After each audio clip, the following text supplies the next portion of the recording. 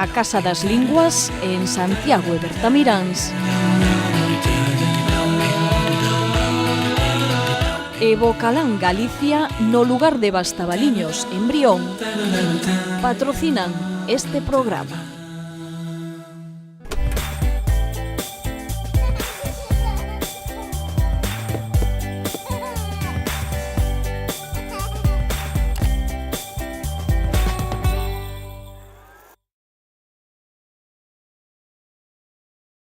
Que tal? Benvidos á Escola de Pais. O alcohol, o tabaco e o cannabis son, por esa orde, as sustancias adictivas máis consumidas entre os adolescentes.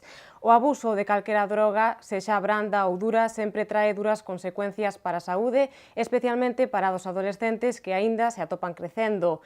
A falta de interese, a desmotivación, trastornos psicóticos ou incluso a perda de memoria son só algunhas das consecuencias que supón o abuso das drogas. Para falar disto, temos hoxe, como cada programa, a Concha Lavid, directora de aprenderaeducar.org. Benvida, Concha. Hola, bien hallada, Alba. Temos, ademais, hoxe connosco a dúas personalidades de gran renome. Un deles é Manuel Isorna. Benvido. Manuel Isorna é profesor asociado da Universidade de Vigo, psicólogo, técnico de prevención de drogodependencia e conductas adictivas no Concello de Catoira e, ademais, membro fundador da Fundación Galega contra o Narcotráfico.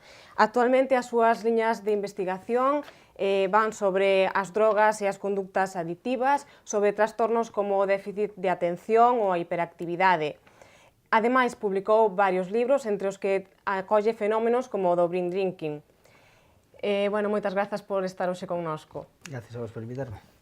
Tamén temos connosco hoxe a César Pereiro. Ele é psiquiatra coa especialidade en adiccións e ademais é responsable do departamento na Clínica de Quirón da Coruña e responsable de drogodependencia da Asociación Ciudadana de Loita contra a Drogadicción da Coruña.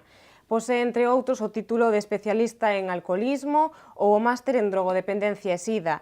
É, ademais, autor en solitario ou en colaboración con outros profesionais de máis de 30 libros e monografías e publicou máis de 60 artigos en revistas científicas. Moitas grazas tamén hoxe por estar connosco. Gracias a vos.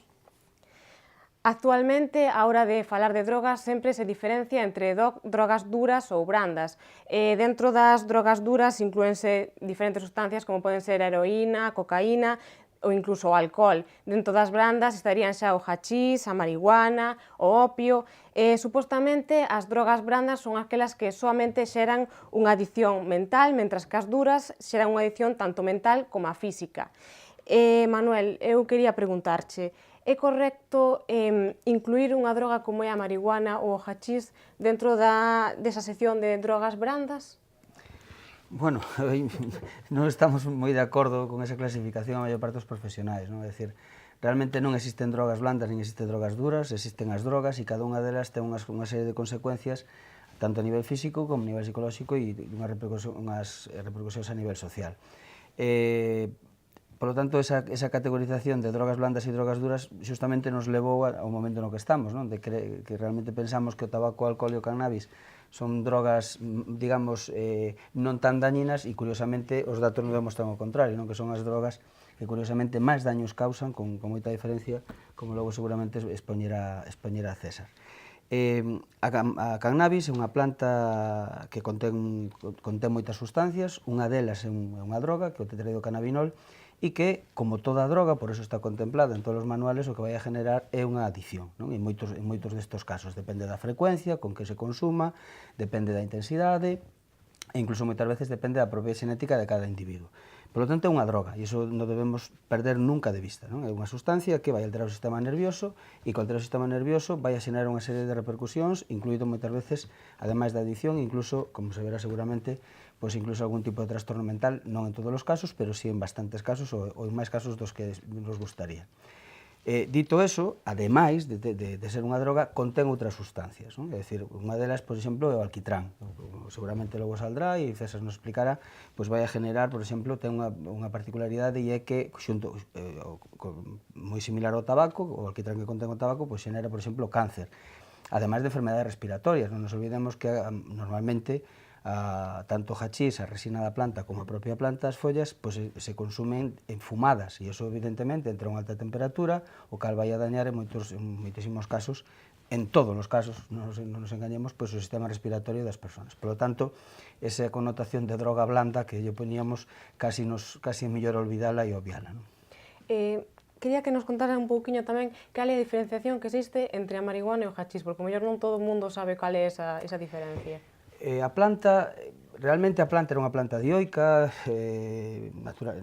ao principio, non? É dicir, había que ter machos e ter femias para que se reproduciran. Ca introducción das novas sistemas de cultivo, pois se foron apartando, é dicir, se foi modificando xenéticamente, e hoxe en día prácticamente todo o que se podemos comprar, por exemplo, nas tiendas Grow Shop, o que podemos pedir por internet, suelen ser femias, que curiosamente o que teñen é un maior porcentaxe de droga, de tetradocannabinol, non? Logo seguramente saldrá e falaremos un poquinho das posibilidades terapéuticas e, ademais do componente do tetradocannabinol, contén outros dos componentes, que é o CBD e o CBN, cannabidiol e cannabiniol, que esos son xustamente os que posiblemente teñen algún efecto terapéutico, non? A marihuana sería esa planta, serían as follas desa planta, é dicir, a planta se deixa medrar, se corta, se pon a secar e eso se pica e se fuma. Mentras que o hachís sería a resina da planta, é dicir, a resina que se colle a planta, ten un aceite, ese aceite se extrae da planta, e eso logo queda unha sustancia moi dura, debido xustamente á cantidad de alquitrán que ten, logo para consumilo vemos que hai que quentalo para facer unhas boliñas, e eso se mete normalmente no medio do tabaco. Por lo tanto, cando a xente di que só está fumando, que non fuma, que só fuma hachís ou marihuana, realmente o que está fumando é o tabaco, moitas veces unido ao hachís, non? Incluso na propia marihuana, porque a marihuana, como non ten aditivos, non se lle botan como o tabaco en sustancias aditivas, costa moito tirar, é dicir, tenían que estar continuamente tirando o cigarrillo, non? Entonces, o tabaco leva un gas que é o benceno, entonces moitas veces o que acaban facendo é o que se chama fumar verde, que sería só fumar marihuana, e añaden tabaco para que digamos, non se lle apague permanentemente, non? Entonces, incluso a xente que di que fuma marihuana, pois na maior parte dos casos acaba fumando marihuana con tabaco, que é un nudo que está aí que tal. E logo hai outra posibilidade que se chama o kifi. O kifi se deixa a planta medrar de todo, cando madura, se sacude o polen, e ese polen é o que se chama kifi, non? Tamén se chama polen, e iso tamén se fuma, normalmente é o que suelen fumar os marroquíes en cachimbas. E logo hai unha cuarta opción todavía, que é o aceite de hachís, é dicir, é a planta, cando xa se lle extrae todo, lle botan disolventes orgánicos, tipo amoníaco, e iso entra dentro da planta e sale un aceite. Ese aceite se mezcla coa propia marihuana ou co tabaco e tamén se acaba fumando. E, digamos, o que vamos aumentando a concentración de droga, non? O kifi sería o que menos ten, pasamos a marihuana, logo pasamos ao cannabis e por último estaría o aceite de hachís, que sería a maior concentración de droga, que é o que vai a generar maior dependencia e maior adicción. É dicir, a marihuana ou o hachís, dos dous, desde a ignorancia pregunto, cual sería peor? Hombre, en principio, malas son as dúas, non? Pero en principio a concentración de droga é maior no hachís e na resina. Depende da concentración da planta co que esteña feito o hachís, a resina da planta, ou a folla de marihuana sin máis, non, desecada. En principio, o que importa, o que ti chamas a capacidade de producir daño, o que importa é o porcentaxe que ten da sustancia que el mencionou antes, que é o principal principio psicoactivo, que se chama THC, delta 9 THC, sería o nome químico, non? Canto máis teña, pois máis posibilidades hai de que faga daño, non? Precisamente esta proporción de delta THC na planta... Perdona, Sí. Tamén acláranos un pouquiño que é a THC, porque o mellor tamén hai xente que non sabe moi THC, a ver, a planta de marihuana ten un montón de componentes. Entonces, dese montón de componentes, hasta 400, hai unhos que teñen posibilidade de actuar sobre o sistema nervioso e outros que non. Hai unhos que son, digamos, con máis potencial de producir daño e hai outros que non, e incluso que poderían ter posibilidades terapéuticas, como comentaba el antes, non? O asunto é que canto máis THC teña unha planta, máis capacidade ten de producir daño, e iso precisamente o que cambiou nos últimos anos con respecto a anos anteriores. Para que te fagas unha idea moi rápida, o porcentaxe de THC no que antes fumaba alguén na calle, na rúa, podía ser do 3, do 5%, ora pode chegar ao 20%. Que significa iso? Que esa proporción, esa concentración de THC é a que ten a capacidade de producir daño pois, ao sistema nervioso, de xenerar adicción, de enganchar, de producir dependencia. de xerar ansiedade, trastornos psicóticos, etc., que antes non veíamos. Bueno, se un neno... O sea, que un dos principios químicos da planta, que é o THC, precisamente é o que nos ha de preocupar desde o punto de vista dos trastornos adictivos.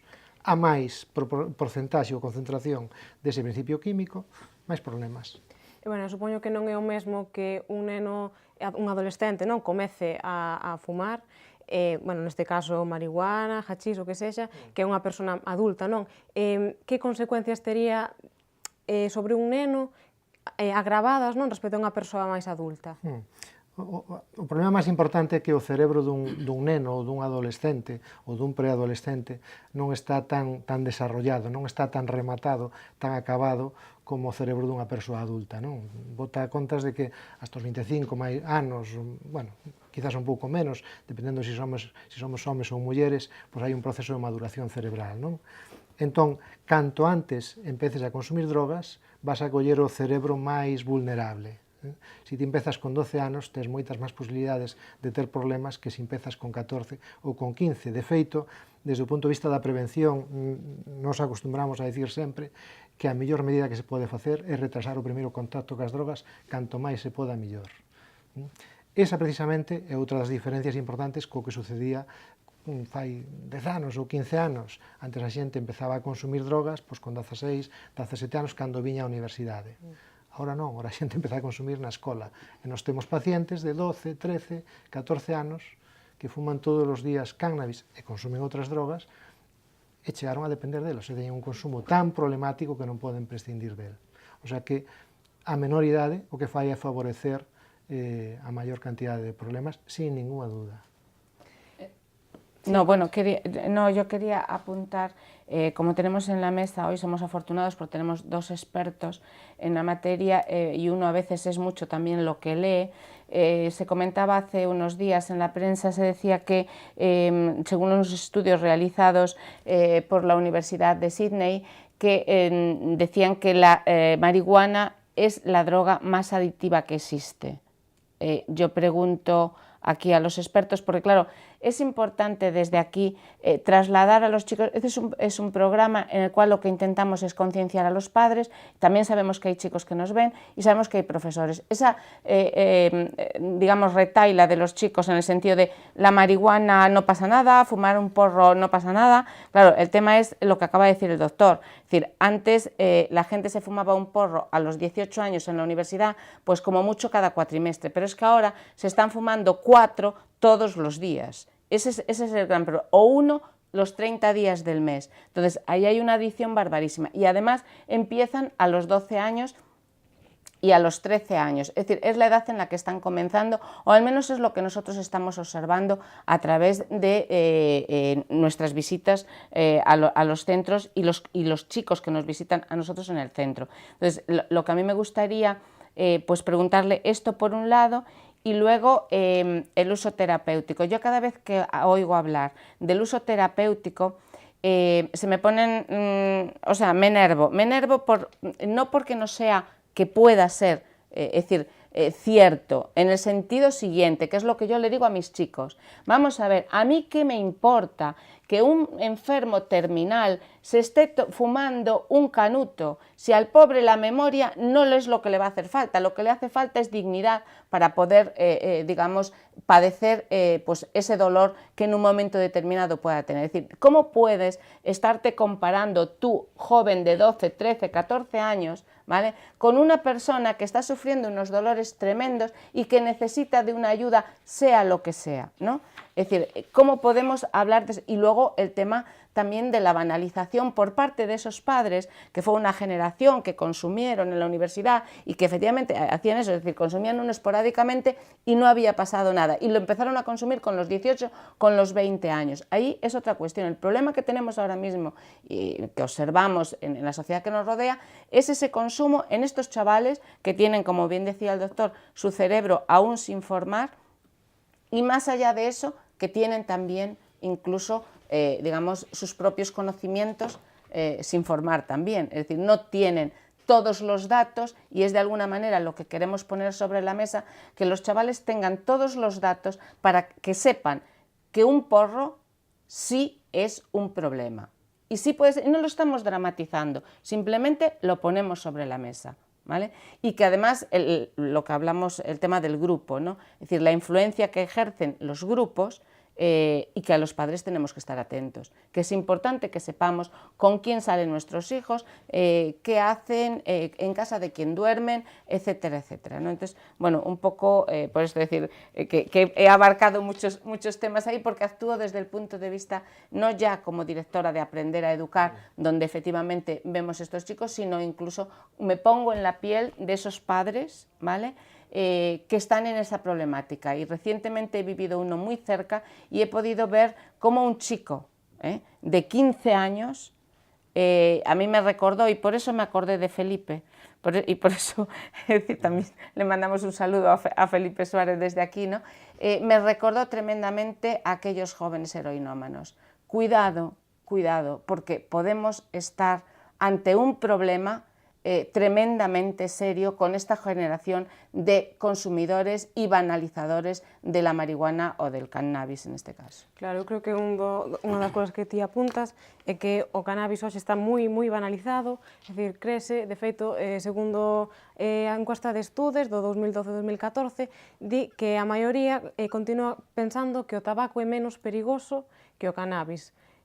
Manuel, que consideras? Ao revés. Neste momento, xustamente despois destas campañas que levamos sufrindo durante prácticamente unha década, pois realmente a percepción do consumo de cannabis baixou na población, é dicir, a percepción de risco que teñen é que en este momento, para os xóvenes, se preguntamos, é máis perxudicial consumir tabaco que consumir marihuana.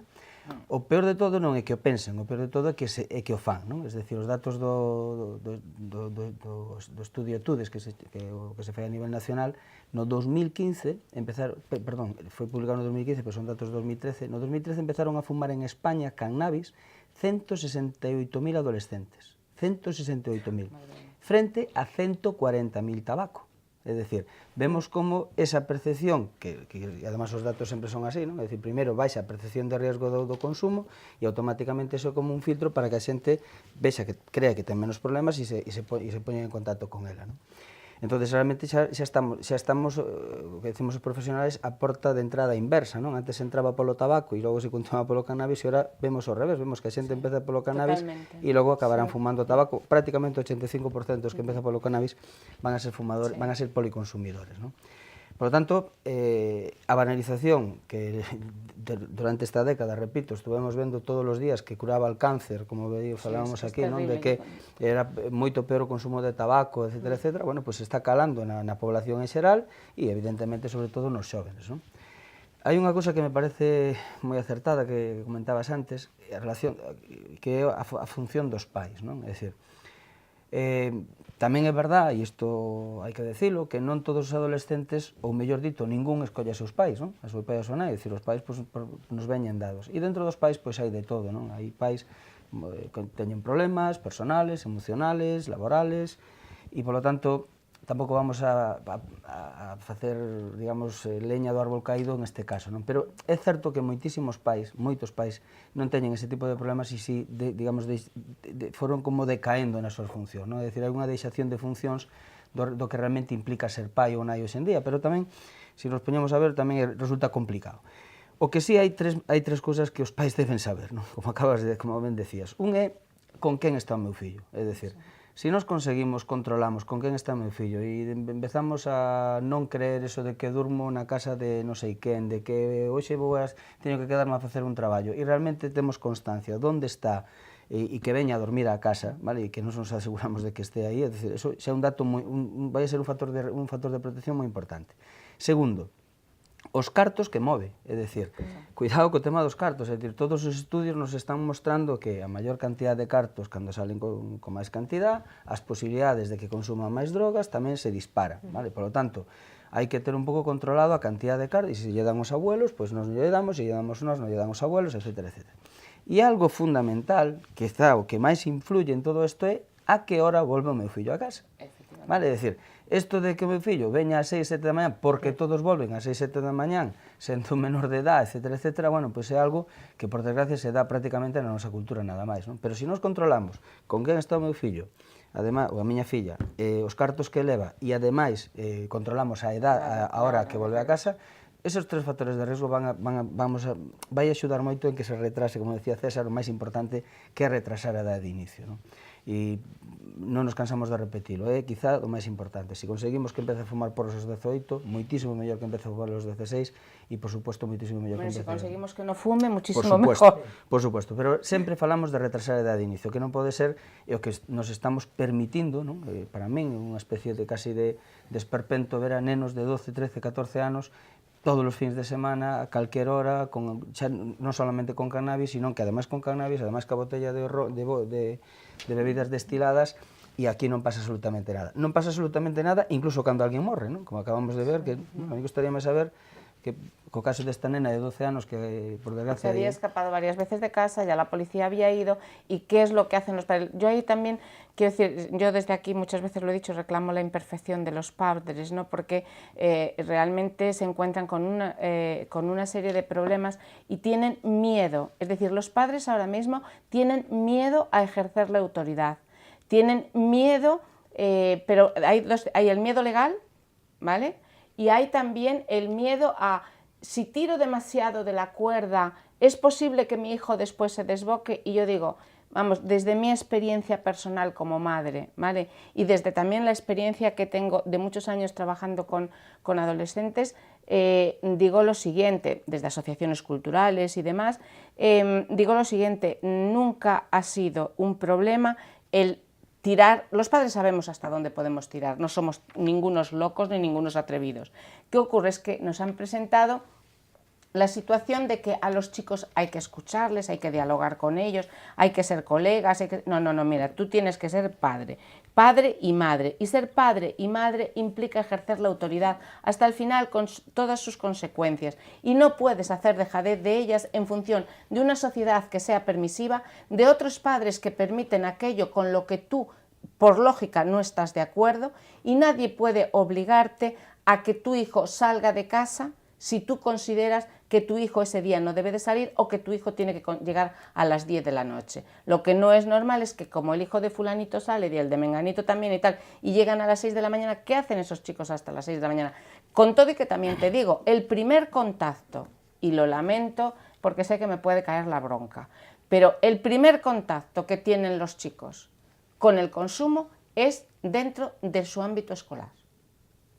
Es decir, en su grupo de iguales. Entonces ahí es donde también hay que incidir, a través precisamente, no sé, vosotros sois los expertos, pero yo creo que a través de campañas de prevención, de sensibilización, y como decía antes muy bien el doctor Pereiro, es decir, sin dramatizar, pero sí diciéndoles las consecuencias, incluso que las puedan ver, que las puedan percibir, ¿no? Es decir, que puedan ver a otros chavales, porque se ven, Es decir, tú ves a un chaval cuando está nervioso. Había alguien que me decía a mí hace unos días, es que un chico porque fume marihuana no es violento. ¿Perdona? Es decir, yo he visto a chicos en situación de violencia hacia sus padres, ¿vale?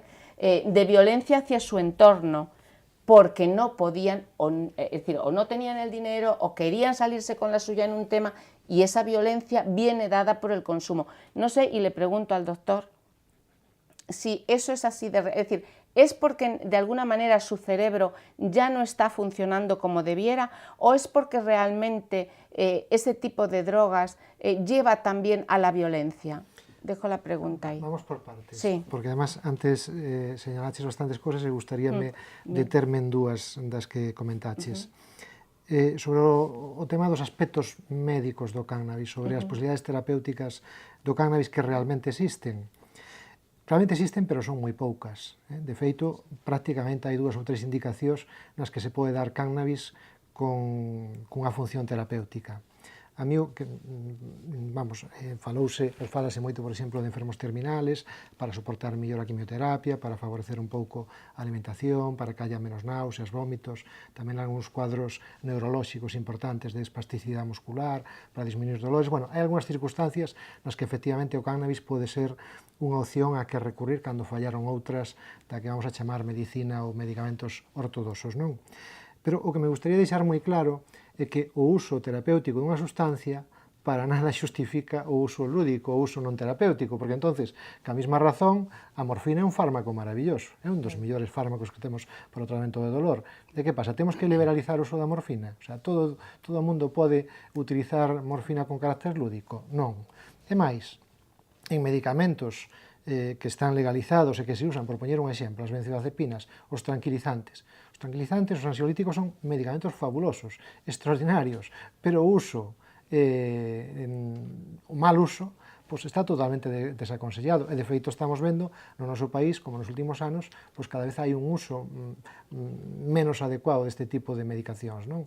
Que pasa? Que a información sobre o uso terapéutico do cannabis, eu creo que é unha información interesada, claramente interesada, porque, antes comentábamolo, detrás de todo isto, o que hai é un negocio moi importante. E, lamentablemente, e iso sí que é algo que habería que cambiar, chega moito máis a xente xoven a información que pode vir de revistas que promoven o consumo, como Hierba, Cáñamo, etc., un montón delas, chega moito máis ese tipo de información, moitas veces descontextualizada, o sea, sacada sin rigor científico, ca que podemos trasladarnos nunha escola, na familia, etc. Desde o meu punto de vista, porque quizás durante un tempo o que facíamos era exaxerar tamén os efectos nocivos dunha droga que realmente non eran tales. Tamén é certo que as circunstancias cambiaron con respecto ao cannabis, que é o que comentábamos antes, non? E remato para non monopolizar todo o tempo a exposición e podamos falar todos. Hai un tema que me gustaría deixar moi claro, porque sempre sale. O tema de que os rapaces acostumbran a decir, non, eu fumo cannabis, pero o cannabis, a diferencia do tabaco, non crea problemas por o pulmón, non? Aparte de que cando se fuma cannabis, en moitas ocasións, como decía él, acabase fumando tabaco tamén, a maior parte das ocasións. Gustaría deixar moi claro algo que dicen para min, autoridades en esta materia, que é a Asociación Americana do Pulmón. Dicen que fumar 5 cigarrillos de cannabis é como fumar unha cajetilla de tabaco, desde o punto de vista da afectación pulmonar. O sea, que ala vai por terra o mito de que o cannabis non fai daño para o pulmón. Ao revés, é moitísimo máis dañiño, porque as sustancias abrasivas que contén o fume dun cigarrillo de cannabis multiplican por 5 as que ten un cigarrillo de tabaco. Entón, isto hai que deixar moi claro, porque que non pense a xente que fuma cannabis que eso non ten ningún problema para o pulmón. Teno e ten bastante máis co tabaco. ¿Y los daños cerebrales, doctor? Que eso me preocupa muchísimo también. Es decir, ¿y la violencia que genera, o genera violencia, pregunto? A min dos danos, a ver, todas as drogas producen alteracións de conduta, e dentro das alteracións de conduta pois pode estar as conductas violentas. A un rapazo que se lle priva, por exemplo, por poñer algo... De que la novia vaya a casa, por exemplo. Por exemplo, ou se lle priva do uso do móvil, ou se lle priva do uso da tableta electrónica, ou do ordenador, ou de cartos, etc., hoxe manifesta unha conduta violenta que se cadra antes non veíamos. Eu penso que isto é máis habitual agora que antes. A veces cun nivel de violencia que realmente chama a atención, non? Eu iba a decir que a min, ahora mismo, o que máis me preocupa do cannabis é o que vexo na consulta, non? Porque eu son clínico, eu dedico-me ao tratamento de persoas que teñen trastornos adictivos ou trastornos psiquiátricos en xeral, non? E eu que vexo hoxe que antes non veía, pero moi ocasionalmente, o que vexo hoxe rapaces que consuman cannabis e que teñen unha dependencia ao consumo. O sea, necesitan consumir todos os días e además necesitan en dosis altas. E isto ten que ver co que antes falábamos da pureza, da cantidad de principio activo que ten o que eles fuman, non? E logo vexo trastornos psiquiátricos que antes non veía. Hoxe vemos cuadros de ansiedade importantes, a veces no servicio de urxencias o domingo pola noite ou o lunes pola mañá, da xente que se pasou fumando o fin de semana, ou vemos cuadros psicóticos graves, moi graves, que requiren un ingreso dun paciente nunha unidade de agudos. Isto non se veía antes. E no caso dos adolescentes, que caso se atopou? O que estou falando é de adolescentes, estou falando de xente nova e de xente de máis idade, pero sí que estamos vendo cuadros en xente moi xoven, estamos vendo a veces cuadros de ansiedade en rapaces de 14, 15 anos, cuadros psicóticos en rapaces de 18 anos, por suposto de 20, 21, etc. Eu xe na consulta mañá ainda vin dous, o sea que é unha cousa moi habitual e isto antes non se vía. Entonces, o cannabis ten unha capacidade para producir trastornos psiquiátricos graves que hai que coñecelo, e iso antes non o veíamos, non? hai moitísimos estudios sobre isto, porque o que se acostumbra a decir é que o cannabis o que fai é favorecer a aparición de cuadros psicóticos en persoas que xa son vulnerables, o sea, que xenéticamente, digamos que veñen predeterminados para ter este tipo de problemas máis que persoas que non son así, non?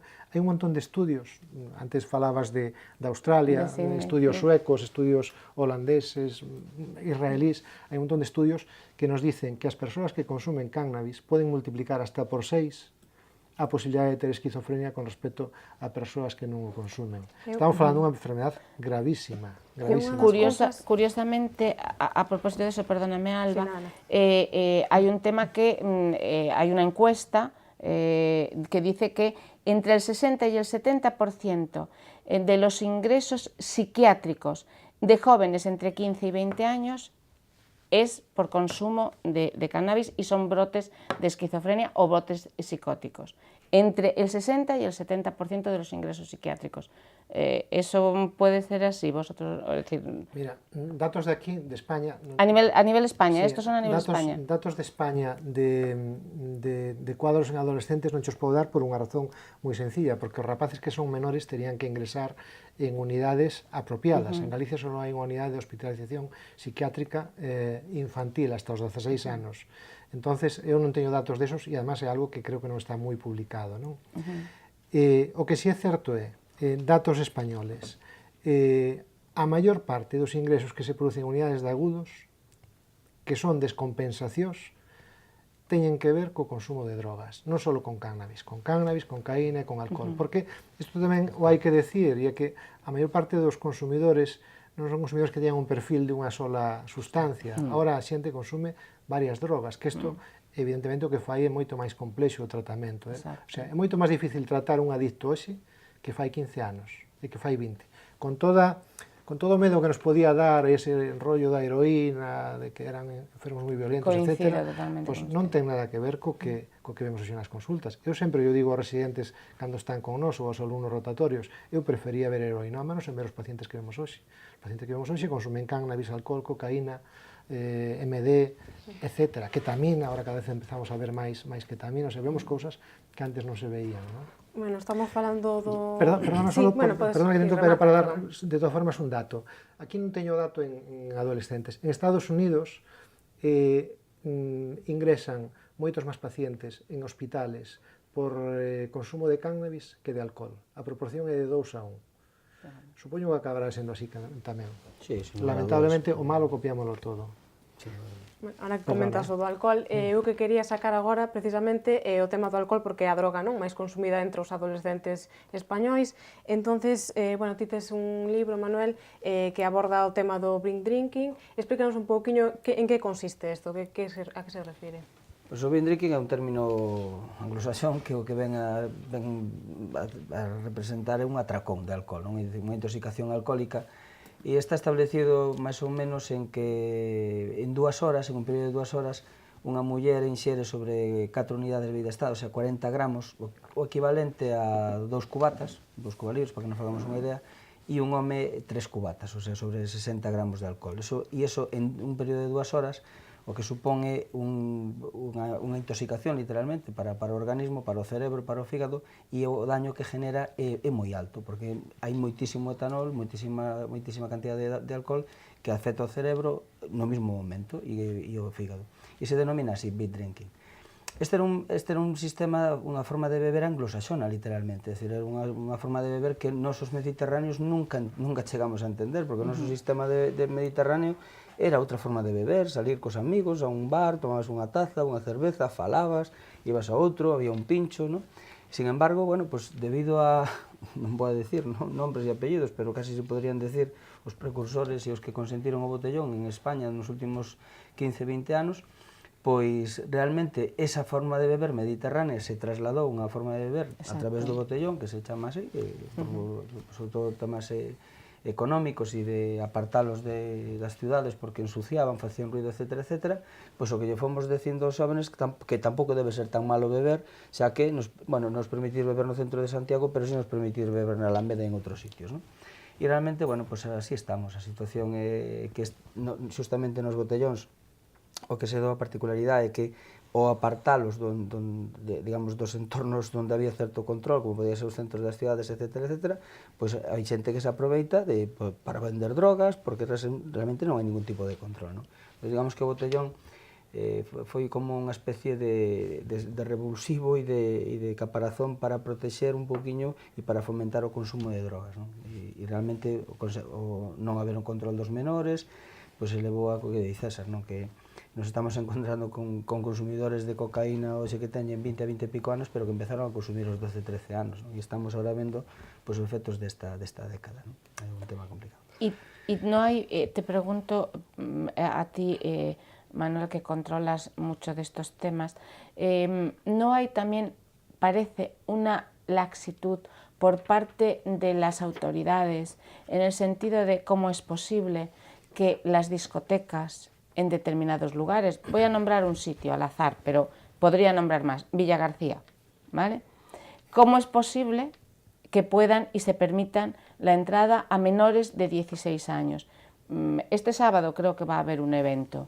Yo invito a las autoridades y a la subdelegación del gobierno a que haga una visita por las discotecas, ¿vale? Y que nos digan qué proporción de chavales van a encontrar allí menores de 16 años, consumiendo alcohol y lo que cuadre y a altas horas de la madrugada, así. Sí, a ver, cando falamos da sociedade e cando nos referimos a... Es que a sociedade, porque a sociedade ao final non deixa de ser personas que teñen responsabilidades, non? Eu sempre digo, decir, que é a sociedade? Pois está creada, formada por organismos, por entes, por personas que temos nombre e apellido. Así que, realmente, bueno, pues nos pagan para facer unha función que ao final eu creo que é de César di que é de Alba di que é de... E ao final nadie toma en consideración, non?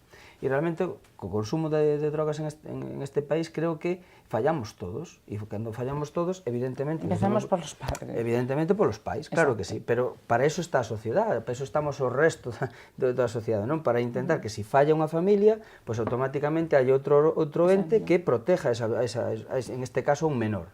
Está a escola, están as forzas de seguridade do Estado, están os fiscales, é dicir, está o sistema sanitario, hai moito, e claro, ao final vamos un polo outro, outro polo outro, e ao final nos estamos encontrando cos datos que son demoledores, o sea, que fríamente calquer político con responsabilidades ve os datos que están salindo cada ano das estadísticas e vemos que cada ano baixa máis a edade de inicio do consumo e vemos que as enfermedades van a máis que o consumo e que aquí non dimita a nadie ni se toma ningún tipo de medida, a mí pareceme algo impresionante, non? E eu teño comentado a moitos colegas de profesión europeos e quedan como dicindo, pero que me estás contando? Que siguen os mismos e que non dimite nadie e non cesan a nadie? Pois é a realidade. Con respecto de consumo de alcohol en menores, eu conozco a moi poucos, pero algún policía autonómico, que son os que teñen as competencias, e é que o de sempre, é dicir, es que non temos medios. É que non temos medios. E o fin de semana, curiosamente, é cando menos medios temos. Por que? Porque nós traballamos en horario de 8 a 3 mayoritariamente para ir a xuicios, para ir aquí, para tal, e resulta que os sábados e os domingos, pues la gente quedamos en cuadro, ¿no? Falas ca Guardia Civil... Pero por eso hablaba yo de autoridades y no de policía. Es decir, los policías llegan hasta donde llegan, los pobres tienen bastante que enfrentarse día a día con determinadas situaciones y que después ellos realizan su trabajo y se encuentran con que alguien se lo devuelve para atrás, pero independientemente de eso, es decir, ¿dónde están las autoridades? Cuando hablo de autoridades, claro que me estoy refiriendo a quien tiene el poder para decir... esta legislación hai que cumplirla. E prioridades, exactamente, é dicir, que é prioritario? Multar aos que aparcan en doble fila polo centro ás 12 da mañá en Santiago ou ás 12 da noite un sábado perar porque non se venda e non se poidan vender drogas e consumir drogas a menores de edad. Iso que temos que o que ten que plantexarse quen ten responsabilidades. Evidentemente non as teño. Entonces, se hai moitos políticos que consideran que é prioritario multar os que aparcan en doble fila porque protesta determinada xente porque non pode sacar o coche, bueno, e resulta que como isto se fai de noite, medio escondidas e que non é responsabilidade dos... Bueno, pues evidentemente temos o que estamos tendo, ¿no? Claro, es que a mí justamente es uno de los temas, Manuel, que me preocupa muchísimo. Es decir, algunos de los que en su momento pues estuvimos ahí hace 30 años y sabemos, lo acabamos de decir, y lo acaba de decir el doctor, que lo ha reflejado fantástico. Es decir, ven hoy peores casos, ¿vale? en marihuana o hachís o policonsumos, ¿vale?, de lo que se veía antes en heroína. Entonces yo me pregunto, ¿vamos a tener que salir las madres nuevamente a la calle para reivindicar que se tomen medidas tanto en los centros escolares como en las zonas de ocio, ¿vale?, para que estas situaciones no se den? Porque es cierto que estamos viendo a chavales, yo veía hace poco a un chico que se me partía el alma, ¿vale?, un chico con 15 años que era un yonki andante, ¿vale? ¿Qué podemos hacer? Es decir, ¿tenemos que salir nuevamente las madres a la calle? Pregunto, y lo dejo sobre la mesa. ¿Qué me opinas de eso, Manuel? Non creo que sea a solución, pero bueno, evidentemente, vale, pero a mobilización social pues, leva a que se tomen en consideración moitas cosas. Non? Cando falamos da reducción do consumo de drogas, sexa que sexa, neste caso estamos falando do cannabis, pero sexa que sexa, hai como dous puntos de vista, non? Dos paradigmas. Un está o que é a reducción da oferta, é dicir, evidentemente, que sucede? España é un país moi permisivo e é onde hai moita oferta de consumo de drogas. Non? Por qué? Primeiro, con respecto ao alcohol, é dicir, a fiscalización, os impuestos que se pagan en España por vender alcohol ou tabaco son moi inferiores ao resto de Europa. Entonces, si nós conseguimos que haya máis fiscalización, é dicir, que sea máis caro as drogas, pois evidentemente menos población se vai a poñer en contacto con elas. Segunda cousa moi importante, ademais do precio, que é fundamental, é que sea accesible, é dicir, se a droga é cara, pero a podo comprar en todos os sitios, pois é probable que me acerque. Pero se é cara e ademais teño que ir a comprala moi lonxe, pois evidentemente menos población se vai a poñer en contacto con ela.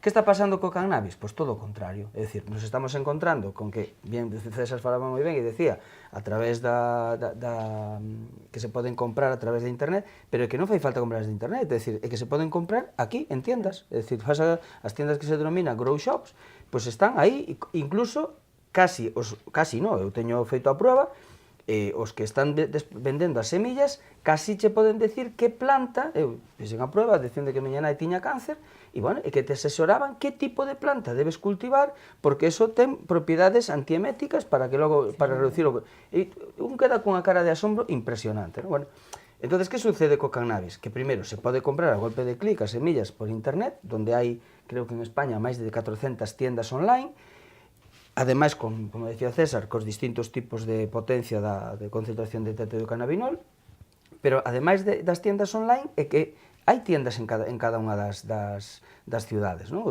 Incluso de moitos pequenos pueblos.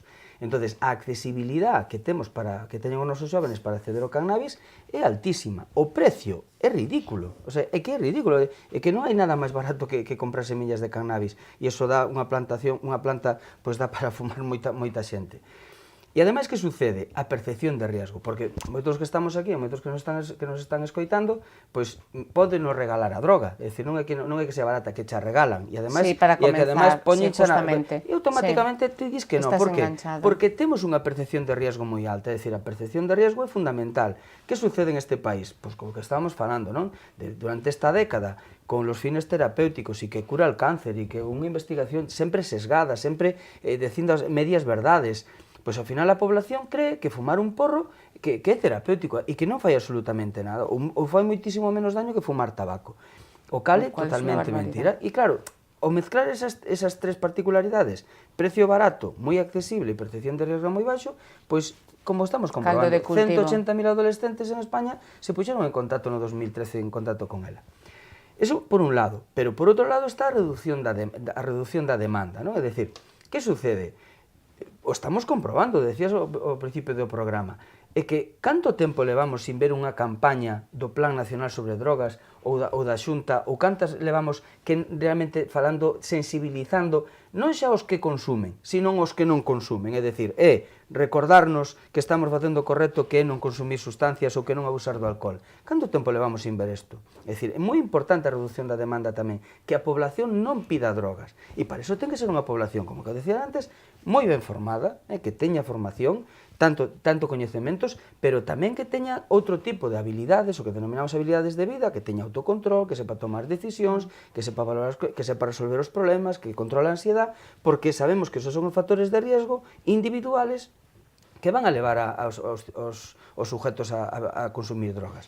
Entón, que está pasando? Pois que a prevención moitas veces amparada na crisis, cada vez se fai menos, e se fai, en yo moitos casos que conozco, se fai menos e con menos horas, porque hai menos recursos. Ahí sí quiero corregirte en el sentido de que a mí el conselleiro en la gala de Gallegos del año le planteé el problema al Román Rodríguez y me dijo, si efectivamente lo que me estás diciendo es cierto, es decir, si es verdad que se está empezando a consumir de esa manera tan desaforada en los colegios de Madrid, dice, yo estoy dispuesto a hacer una campaña de prevención dentro de los centros escolares. Pero a resposta a esa, me parece que o comentamos antes, ademais, é moi claro. Señor conselleiro, fale co seu compañeiro da Consellería de Sanidade e pida a estadística de datos de tratamentos na nosa comunidade autónoma. E verá como nos últimos anos cada vez son máis, bueno, neste momento son maioritarios, os mozos que demandan tratamento por un trastorno adictivo, porque a droga que máis produce problemas de demanda de tratamento é o cannabis, cando antes era a heroína e despois a cocaína, non? Entonces, os conselleiros, os políticos teñen datos. Que pasa? Isto non é unha opinión sanitaria, é unha opinión personal, pero os políticos polo que se moven é polo CIS, pola enquisa do CIS. Entonces, cando un problema preocupa a poboación, móvense, pero se non preocupa, pois non se moven tanto. En este momento, lamentablemente, as drogas non é un motivo de preocupación importante porque hai outros. Se cadra está de supervivencia, moitos máis importantes. Entonces non se está invertindo en eso. Tal vez no se hayan hecho oír esos padres que están sufriendo ese problema, esos profesores que están teniendo que controlar en clases y fuera de las aulas determinadas situaciones. Es probable también que no les llegue a través de los policías, porque evidentemente muchas veces no pueden estar donde se está produciendo el problema, pero yo quiero pensar, además, esto no es romper una lanza ni mucho menos, en favor del consellero, persona a la que conozco, que estimo y que además me consta que si realmente, y uno de los motivos de hacer este tipo de programas es hacerles llegar esta problemática, decirles que es real, que es verdadero, que no estamos hablando por hablar, que como tú bien decías, lo que recibes en tu consulta mayoritariamente es esto, que también es verdad que los que yo recibo en nuestro gabinete mayoritariamente tienen consumo y policonsumo, ¿vale? Y que da igual el estrato social, es decir, da igual que sea en alto, medio, bajo, que da igual que sean centros públicos que centros privados, que da exactamente igual, que está expandido y que una de dos, es decir, o ponemos las medidas de contención a través de la prevención, que era una de las preguntas que quería hacer también a Manuel, es decir, ¿cómo se puede prevenir? Él es el técnico aquí, ¿no? Es decir, un poco, ¿cómo se puede prevenir? Fundamentalmente el consumo en el colegio y el consumo en el grupo, es decir, pero fundamentalmente el consumo en el colegio, ¿no, Alba? Vale, pero xa para rematar, que se nos acabou o tempo. Vamos a ver, cando falamos de prevención, non se pode falar solo de prevención escolar, é dicir, si pensamos que intervindo no colegio 10 horas por ano vamos a acabar co problema, creo que nos estamos facendo un flaco favor a todos. A prevención é un conxunto de programas, non, onde se vai traballando distintos ámbitos. Non ten sentido que eu faga prevención traballando, por exemplo, a presión de grupo, que é unha das habilidades máis importantes que debe desarrollar un adolescente, un neno, que é a resistirse á presión de grupo, a ser asertivo, si sale da clase e resulta que o seu tempo de ocio se dá nun botellón, é dicir, é absurdo. Entón, ten que haber, como podemos comprobar, a prevención ten que ser, evidentemente, escolar. É algo fundamental, é dicir, cada vez o temos máis claros. Donde hai que facer prevención, dotar de habilidades, de recursos, de competencias aos alumnos, é na aula. Por qué? Porque os temos a todos. Os temos a todos durante prácticamente hasta os 16 anos. Teñen asignaturas que se prestan fantásticamente para traballar, incluso a propia tutoría. Temos profesorado, non moito, pero hai profesorado motivado para traballar estes temas. Poñámoslle medios, poñámoslle cursos de formación, dispoñamos de material, é dicir, hai técnicos en moitos ayuntamientos que poden contribuir, incluso desarrollar os seus programas. Por lo tanto, a escola é algo fundamental. Hai programas establecidos, os componentes que deben ter, como se traballa a autoestima, a presión de grupo, como se dá información, por lo tanto, hai que, como nais, como pais, debemos pedir e exigir que no centro educativo se aplique un programa preventivo. Mire, que non nos chega con poñer dar unha charla que nos trae, non. Aquí temos que ter un programa establecido desde primaria hasta secundaria, con cada un dos componentes que se vai a traballar por ano. E iso é un programa. dar unha charla, ver unha película, cousas esporádicas, actividades, está demostrado que incluso é contrapreventivo. Por lo tanto, vamos a facer as cousas ben. Prevención basada na evidencia. Por lo tanto, a escola, fundamental. Segundo, traballar cos pais. Non nos engañemos, é dicir, se como pais pensamos que isto xa o traballan no colegio e eu, como a sexualidade ou centros de conductas de riesgo que teñen os xóvenes, se pensamos que como pais podo delegar a responsabilidade da prevención no profesorado, é que me estou equivocando, é dicir, os pais teñen que formarse. Eu esta semana tuve escolas de pais de unha población de 180 pais, viñeron 20. Seguro que los que non tenían problema. Como establecer normas e límites? Claro, es que pensamos que darle unha pastillita e que automáticamente vou a poder controlar yo. Non, nos facemos un taller de 3 días de establecer normas e límites e dunha población, repito, pois, minto, sobre 90 pais, pois viñeron 20, non? O cal é un porcentaxe moi alto.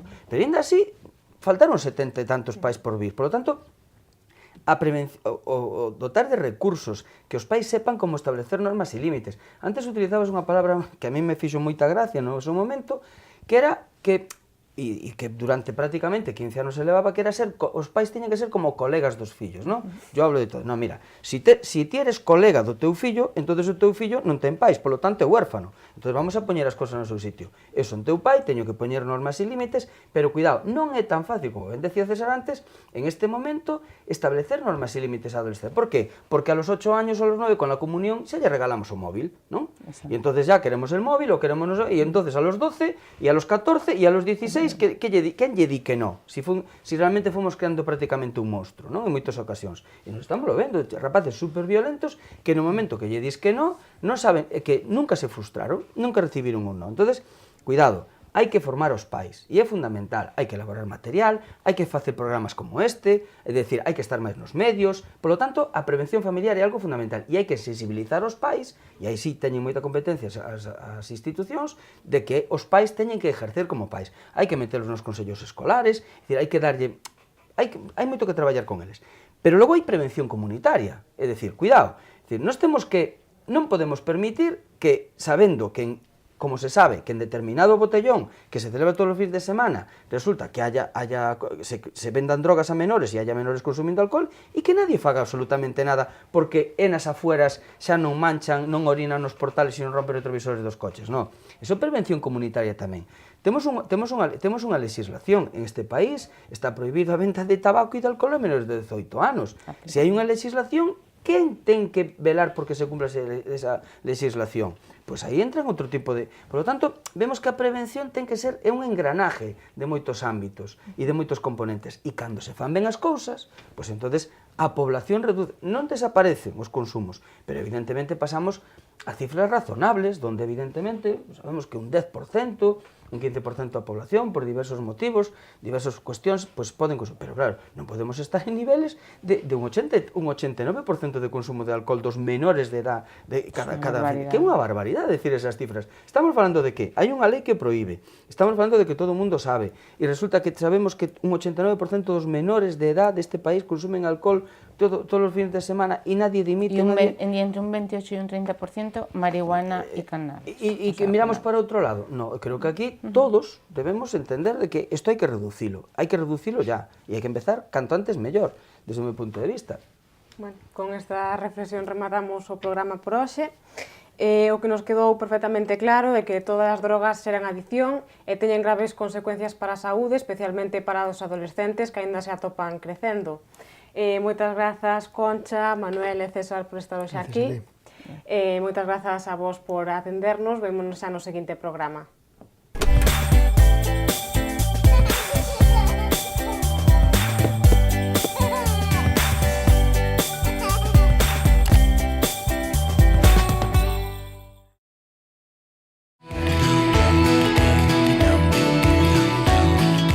A Casa das Linguas en Santiago e Bertamiráns. E Bocalán Galicia no lugar de Bastabaliños, en Brión, patrocinan este programa.